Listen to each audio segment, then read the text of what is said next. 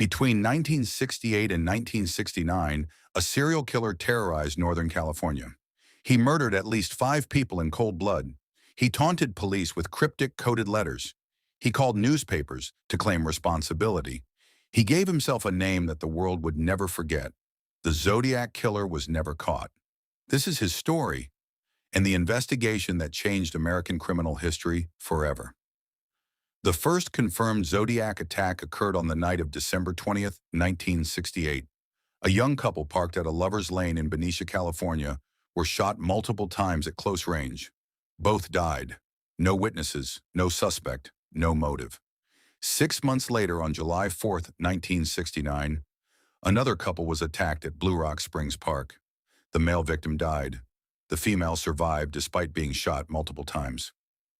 40 minutes after the attack, a man called the police to report the shooting and casually told them to connect it to the Benicia murders. That call was the beginning of one of the most disturbing communications between a serial killer and the public in American history. On August 1st, 1969, 3 nearly identical letters arrived simultaneously at 3 Bay Area newspapers.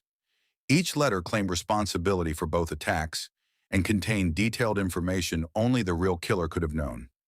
Each letter also contained 1/3 of a cryptic cipher, a coded message the killer claimed would reveal his identity when decoded. The killer demanded the newspapers print his letters on their front pages. If they refused, he threatened to go on a killing rampage. They complied. The cipher was eventually decoded by a school teacher and his wife. The message spoke of collecting victims as slaves in the afterlife.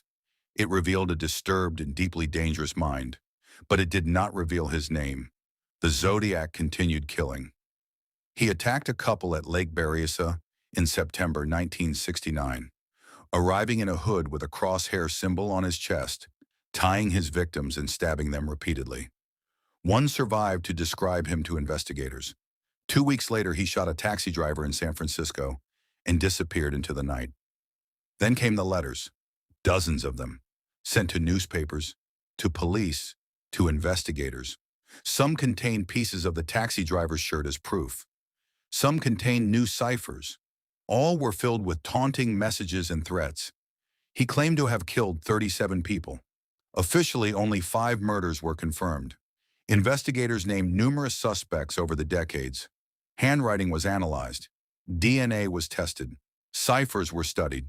The FBI, local police, and independent investigators all worked the case for years. One of the Zodiac's ciphers remained unsolved for 51 years, finally decoded in 2020 by an international team of amateur codebreakers. It still revealed no identity. The case remains officially open. To this day, nobody knows who the Zodiac Killer was. Nobody knows exactly how many people he killed. Nobody knows why he stopped, or if he truly did. What we do know is this: he walked among ordinary people, lived an ordinary life, and was never held accountable for the terror he created.